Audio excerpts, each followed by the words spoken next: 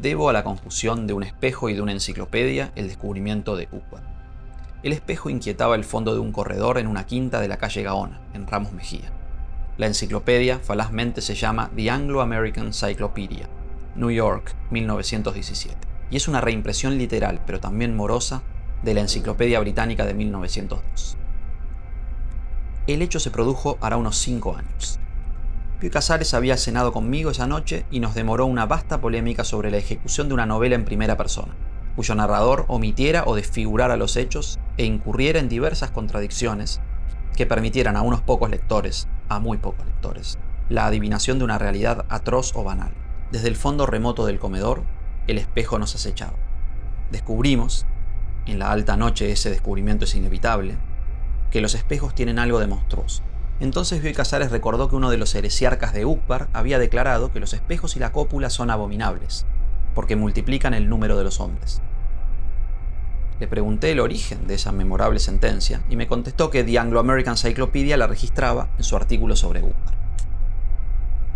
La quinta, que habíamos alquilado amueblada, poseía un ejemplar de esa obra.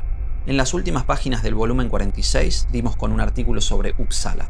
En las primeras del 47 con uno sobre Ural-Altaic Languages, pero ni una palabra sobre Uqbar. Bioy, un poco azorado, interrogó los tomos del índice. Agotó en vano todas las lecciones imaginables. Uqbar con K, Uqbar con C, Uqbar, Okbar. Antes de irse me dijo que era una región del Irak o del Asia Menor. Confieso que asentí con alguna incomodidad. Conjeturé que ese país indocumentado y ese heresiarca anónimo eran una ficción improvisada por la modestia de Bioy para justificar una frase. El examen estéril de uno de los atlas de Justus Perthes fortaleció mi duda. Al día siguiente, Bioy me llamó desde Buenos Aires.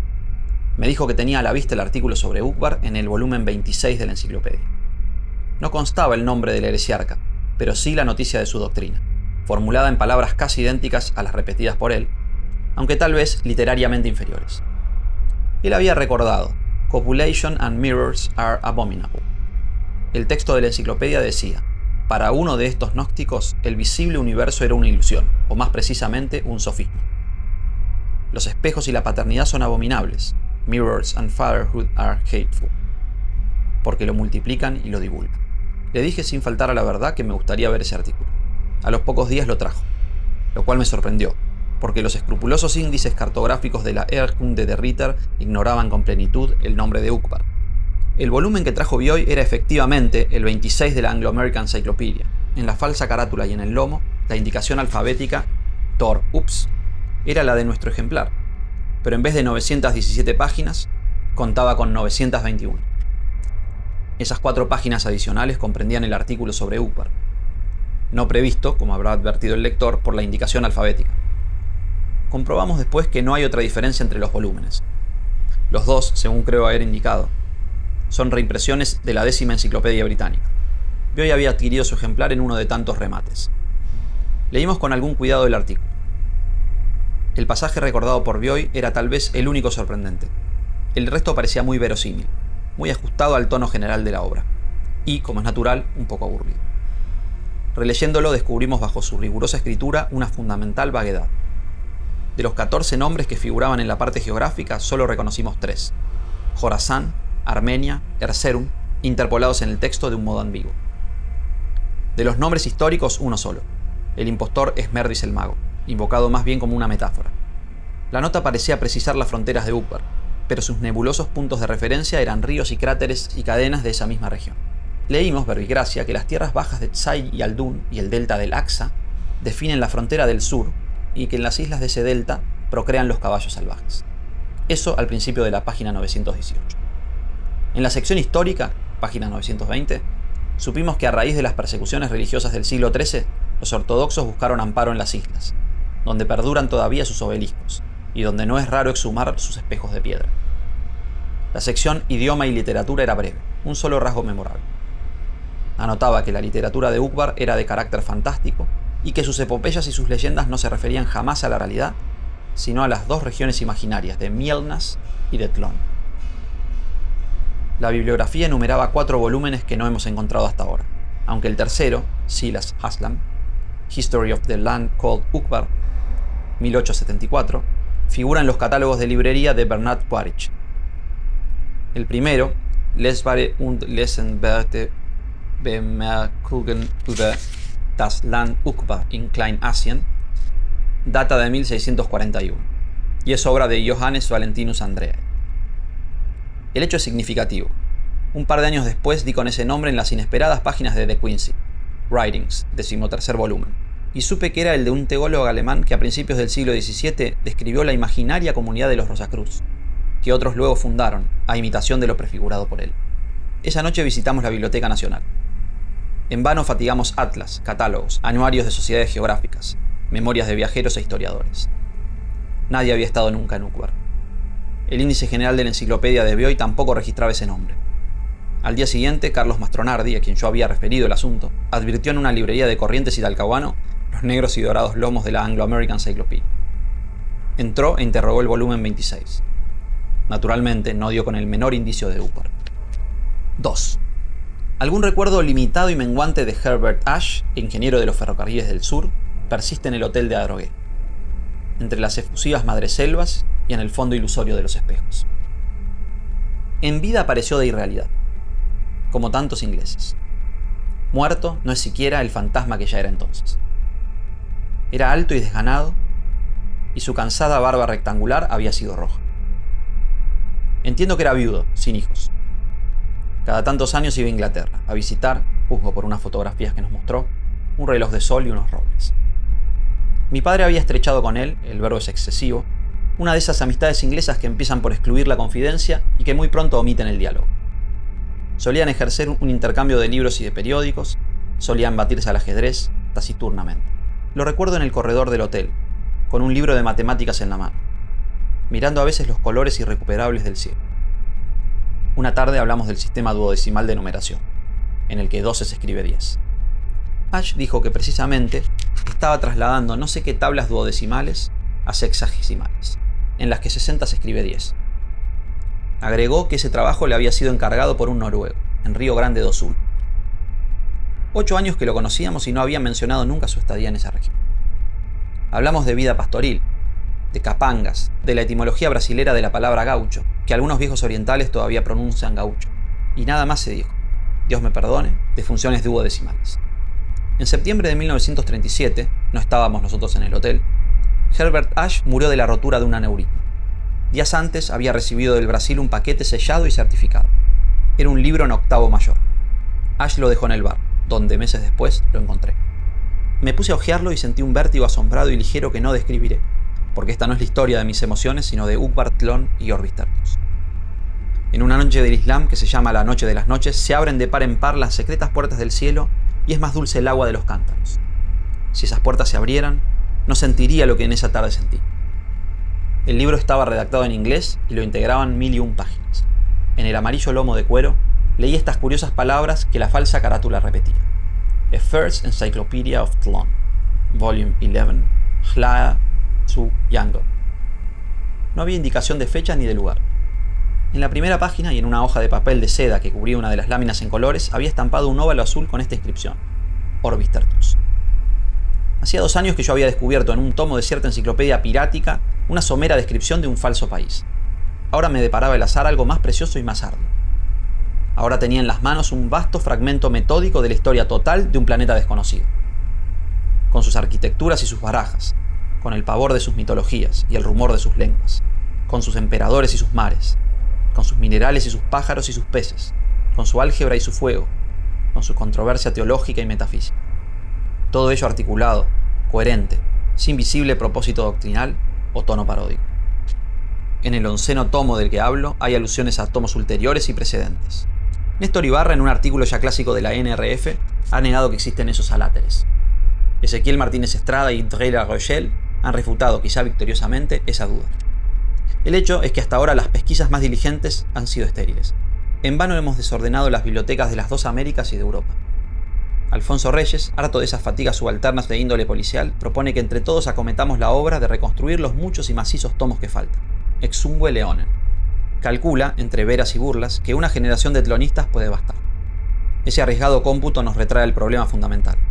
¿Quiénes inventaron a Tlön? El plural es inevitable porque la hipótesis de un solo inventor, de un infinito Leibniz obrando en la tiniebla y en la modestia, ha sido descartada unánimemente. Se conjetura que esta Brave New World es obra de una sociedad secreta de astrónomos, de biólogos, de ingenieros, de metafísicos, de poetas, de químicos, de algebristas, de moralistas, de pintores, de geómetras, dirigidos por un oscuro hombre de genio. Abundan individuos que dominan esas disciplinas diversas, pero no los capaces de invención, y menos los capaces de subordinar la invención a un riguroso plan sistemático. Ese plan es tan vasto que la contribución de cada escritor es infinitesimal. Al principio se creyó que Tlön era un mero caos, una irresponsable licencia de la imaginación. Ahora se sabe que es un cosmos y las íntimas leyes que lo rigen han sido formuladas, siquiera en un modo provisional. Básteme recordar que las contradicciones aparentes del 11º tomo son la piedra fundamental de la prueba de que existen los otros. Tan lúcido y tan justo es el orden que se ha observado en él. Las revistas populares han divulgado, con perdonable exceso, la zoología y la topografía de Tlön. Yo pienso que sus tigres transparentes y sus torres de sangre no merecen tal vez la continua atención de todos los hombres. Yo me atrevo a pedir unos minutos para su concepto del universo. Hume notó para siempre que los argumentos de Berkeley no admiten la menor réplica y no causan la menor convicción. Ese dictamen es del todo verídico en su aplicación a la Tierra, del todo falso en Tlön. Las naciones de ese planeta son congénitamente idealistas. Sus lenguajes y las derivaciones de su lenguaje, la religión, las letras, la metafísica, presuponen el idealismo. El mundo para ellos no es un concurso de objetos en el espacio.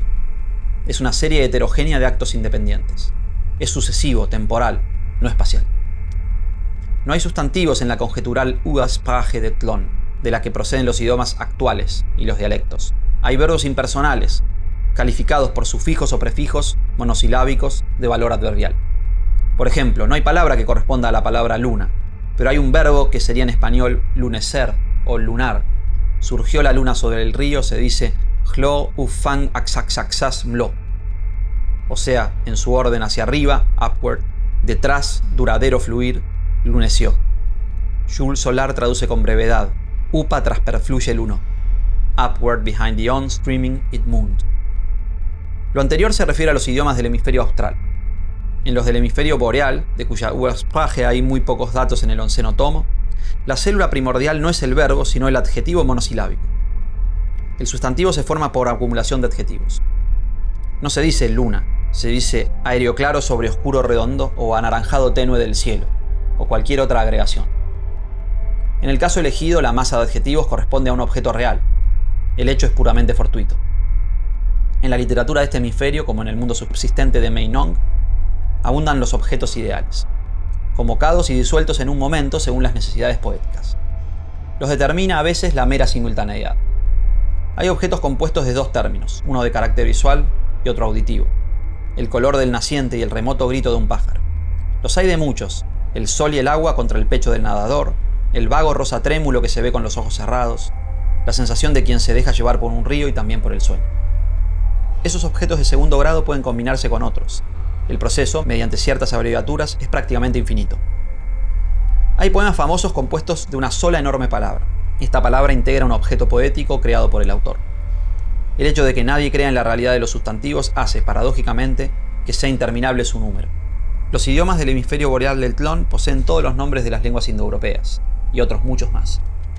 No es exagerado afirmar que la cultura clásica de Tlön comprende una sola disciplina, la psicología. Las otras están subordinadas a ella. He dicho que los hombres de ese planeta conciben el universo como una serie de procesos mentales, que no se desenvuelven en el espacio sino de modo sucesivo en el tiempo. Spinoza atribuye a su inagotable divinidad los atributos de la extensión y del pensamiento. Nadie comprendería en Tlön la yuxtaposición del primero, que solo es típico de ciertos estados, y del segundo, que es un sinónimo perfecto del cosmos. Dicho sea con otras palabras, no conciben que lo espacial perdure en el tiempo. La percepción de una humareda en el horizonte y después del campo incendiado, y después del cigarro a medio apagar que produjo la quemazón, es considerado un ejemplo de asociación de ideas. Ese monismo o idealismo total invalida la ciencia. Explicar o juzgar un hecho es unirlo a otro. Esta vinculación en Tlön es un estado posterior del sujeto, que no puede afectar o iluminar el estado anterior. Todo estado mental es irreductible. El mero hecho de nombrarlo, id est, de clasificarlo, importa un falseo. De ello cabría deducir que no hay ciencias en Tlön, ni siquiera razonamientos. La paradójica verdad es que existen, en casi innumerable número. Con las filosofías acontece lo que acontece con los sustantivos en el hemisferio boreal. El hecho de que toda filosofía sea de antemano un juego dialéctico, una Philosophie des als ob, ha contribuido a multiplicarlas. Abundan los sistemas increíbles, pero de arquitectura agradable o de tipo sensacional. Los metafísicos de Tlön no buscan la verdad, ni siquiera la verosimilitud. Buscan el asombro. Juzgan que la metafísica es una rama de la literatura fantástica. Saben que un sistema no es otra cosa que la subordinación de todos los aspectos del universo a uno cualquiera de ellos. Hasta la frase todos los aspectos es rechazable, porque supone la imposible adición del instante presente y de los pretéritos. Tampoco es lícito el plural, los pretéritos, porque supone otra operación imposible. Una de las escuelas de Tlön llega a negar el tiempo. Razona que el presente es indefinido, que el futuro no tiene realidad sino como esperanza del presente, que el pasado no tiene realidad sino como recuerdo presente.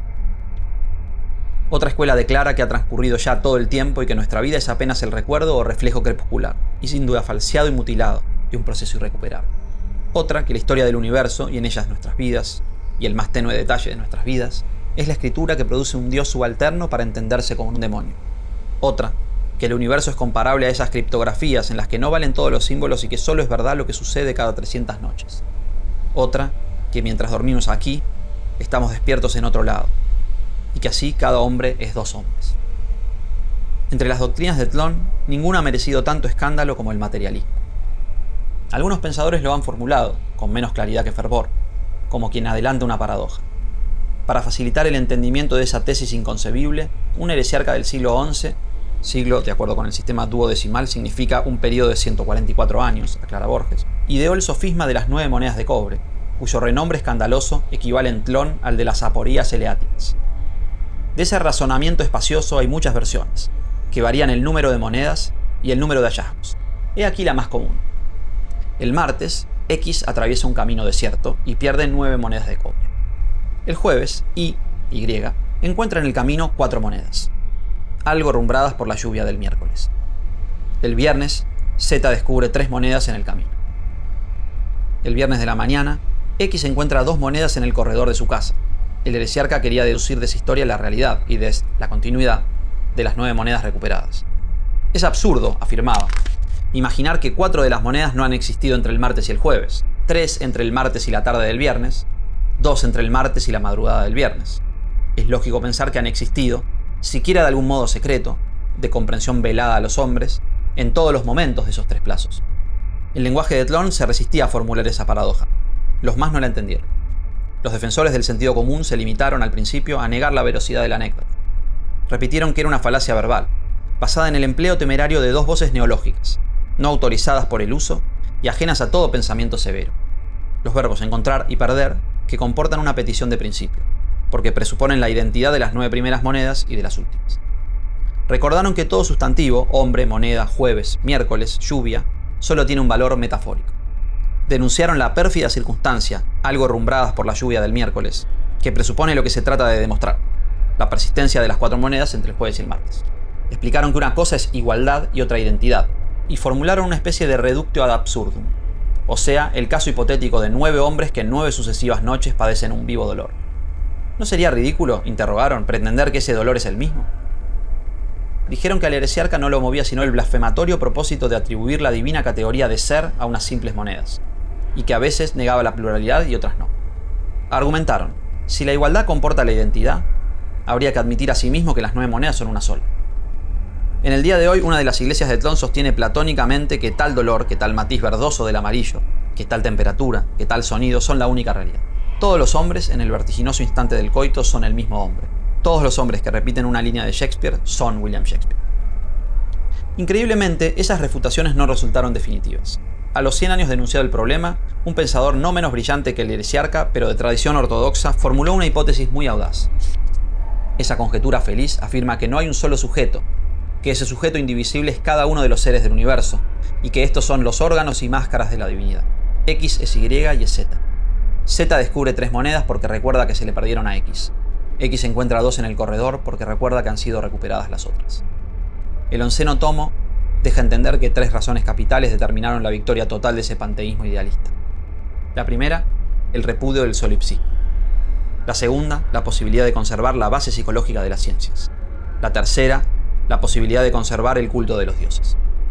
Schopenhauer, el apasionado y lúcido Schopenhauer, formula una doctrina muy parecida en el primer volumen de Parerga und Paralimpomena. La geometría de Tlön comprende dos disciplinas algo distintas, la visual y la táctil. La última corresponde a la nuestra y la subordinan a la primera. La base de la geometría visual es la superficie, no el punto. Esta geometría desconoce las paralelas y declara que el hombre que se desplaza modifica las formas que lo circundan. La base de su aritmética es la noción de números indefinidos. Acentúan la importancia de los conceptos de mayor y menor, que nuestros matemáticos simbolizan por mayor y por menor. Afirman que la operación de contar modifica las cantidades y las convierte de indefinidas en definidas. El hecho de que varios individuos que cuentan una misma cantidad logran un resultado igual es para los psicólogos un ejemplo de asociación de ideas o de buen ejercicio de la memoria. Ya sabemos que en Tlön el sujeto del conocimiento es uno y eterno. En los hábitos literarios también es todopoderosa la idea de un sujeto único. Es raro que los libros estén firmados. No existe el concepto de plagio. Se ha establecido que todas las obras son obra de un solo autor, que es intemporal y es anónimo. La crítica suele inventar autores. Elige dos obras disímiles, el Tao Te Ching y las Mil y una Noches, digamos, las atribuye a un mismo escritor y luego determina con probidad la psicología de ese interesante homme de lettres. También son distintos los libros. Los de ficción abarcan un solo argumento, con todas las permutaciones imaginables. Los de naturaleza filosófica invariablemente contienen la tesis y la antítesis, el riguroso pro y el contra de una doctrina. Un libro que no encierra su contralibro es considerado incompleto. Siglos y siglos de idealismo no han dejado de influir en la realidad. No es infrecuente en las regiones más antiguas de Tlön la duplicación de objetos perdidos. Dos personas buscan un lápiz. La primera lo encuentra y no dice nada. La segunda encuentra un segundo lápiz, no menos real, pero más ajustado a su expectativa. Esos objetos secundarios se llaman Hronir y son, aunque de forma desairada, un poco más largos. Hasta hace poco los Hronir fueron hijos casuales de la distinción y el olvido. Parece mentira que su metódica producción cuente apenas 100 años, pero así lo declara el 11º tomo. Los primeros intentos fueron estériles. El modus operandi, sin embargo, merece recordación. El director de una de las cárceles del Estado comunicó a los presos que en el antiguo lecho de un río había ciertos sepulcros y prometió la libertad a quienes trajeran un hallazgo importante. Durante los meses que precedieron a la excavación, les mostraron láminas fotográficas de lo que iban a hallar. Ese primer intento probó que la esperanza y la avidez pueden inhibir. Una semana de trabajo con la pala y el pico no logró exhumar otro Hron que una rueda derrumbada, de fecha posterior al experimento. Este se mantuvo secreto y se repitió después en 4 colegios. En 3 fue casi total el fracaso.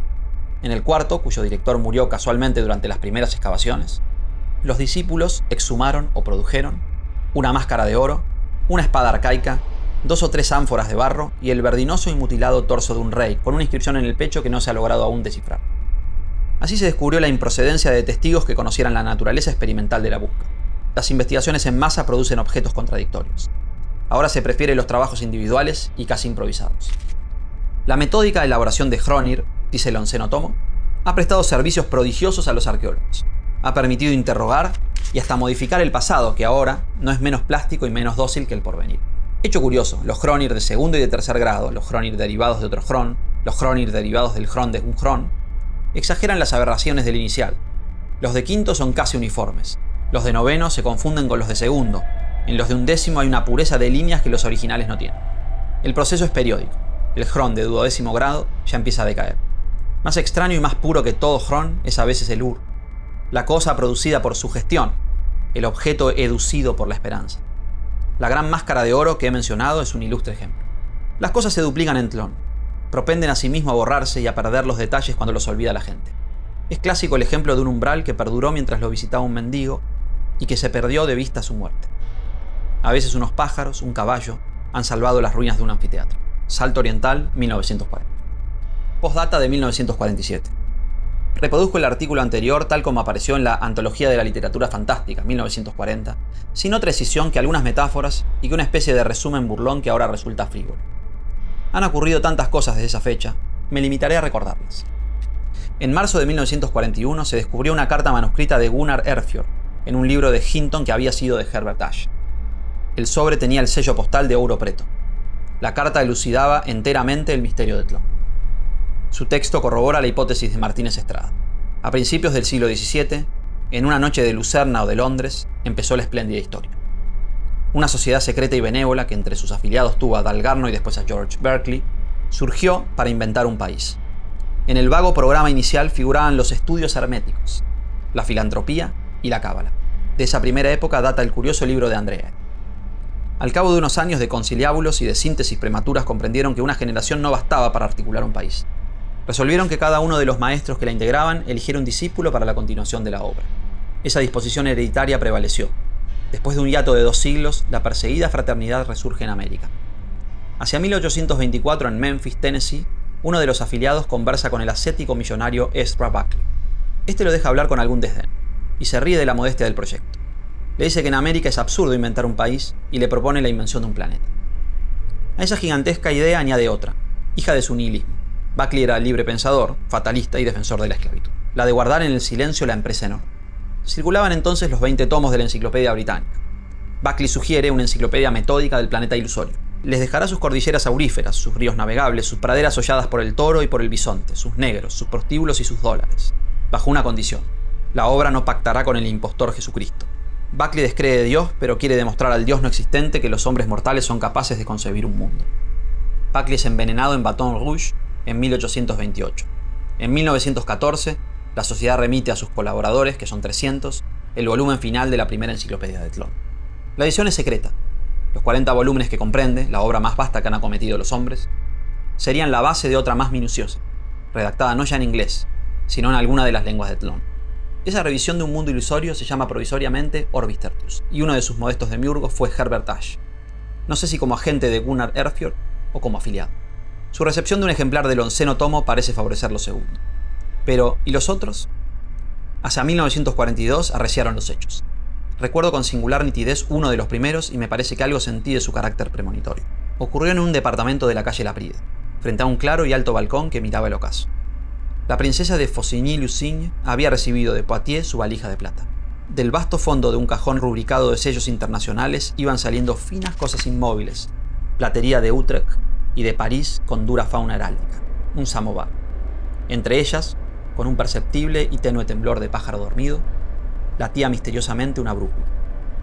La princesa no la reconoció. La aguja azul anhelaba el norte magnético. La caja de metal era cóncava. Las letras de la esfera correspondían a uno de los alfabetos de Tlön. Tal fue la primera intrusión del mundo fantástico en el mundo real. Un azar que me inquieta hizo que yo también fuera testigo de la segunda. Ocurrió unos meses después, en la pulpería de un brasilero, en la Cuchilla Negra. Amorim y yo regresábamos de Santa Ana. Una creciente del río Tacuarembó nos obligó a probar y a sobrellevar esa rudimentaria hospitalidad.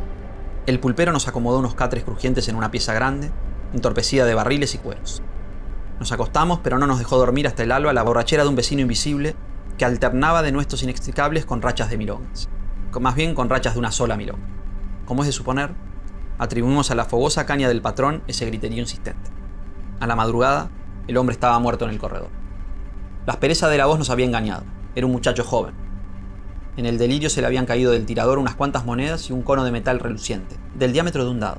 En vano un chico trató de recoger ese cono. Un hombre apenas acertó a levantarlo. Yo lo tuve en la palma de la mano algunos minutos. Recuerdo que su peso era intolerable y que después de retirado el cono, la opresión perduró. También recuerdo el círculo preciso que me grabó en la carne. Esa evidencia de un objeto muy chico y a la vez pesadísimo dejaba una impresión desagradable de asco y de miedo. Un paisano propuso que lo tiraran al río Correntoso. Amorim lo adquirió mediante unos pesos. Nadie sabía nada del muerto, salvo que venía de la frontera. Esos conos pequeños y muy pesados, hechos de un metal que no es de este mundo, son imagen de la divinidad en ciertas regiones de Tlön. Aquí doy término a la parte personal de mi narración. Lo demás está en la memoria, cuando no en la esperanza o en el temor de todos mis lectores. Básteme recordar o mencionar los hechos subsiguientes, con una mera brevedad de palabras que el cóncavo recuerdo general enriquecerá o ampliará. Hacia 1944, un investigador del diario The American de Nashville, Tennessee, exhumó en una biblioteca de Memphis los 40 volúmenes de la primera enciclopedia de Tlön. Hasta el día de hoy se discute si ese descubrimiento fue casual o si lo consintieron los directores del todavía nebuloso Orbis Tertius. Es verosímil lo segundo. Algunos rasgos increíbles del 11º tomo, verbigracia a la multiplicación de los Cronir, han sido eliminados o atenuados en el ejemplar de Memphis. Es razonable imaginar que esas tachaduras obedecen al plan de exhibir un mundo que no sea demasiado incompatible con el mundo real. La diseminación de objetos de Tlön en diversos países complementaría ese plan. Queda naturalmente el problema de la materia de algunos objetos. El hecho es que la prensa internacional voceó infinitamente el hallazgo.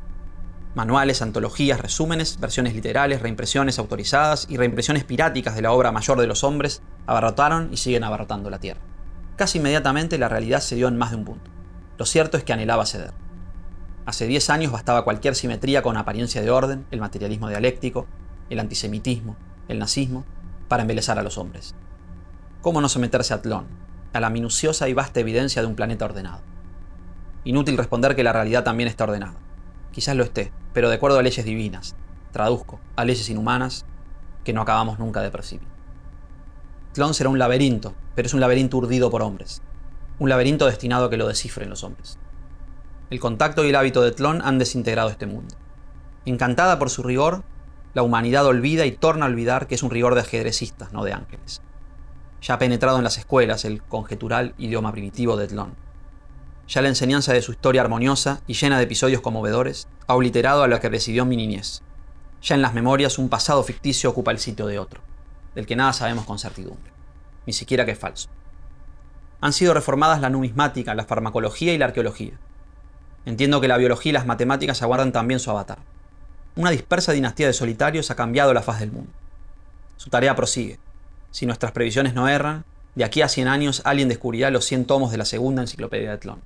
Entonces desaparecerán del planeta el inglés y el francés y el mero español. El mundo será Tlön. Yo no hago caso. Yo sigo revisando en los quietos días del Hotel de Drogué una indecisa traducción quevediana que no pienso dar a la imprenta, del Urn Burial de Brown.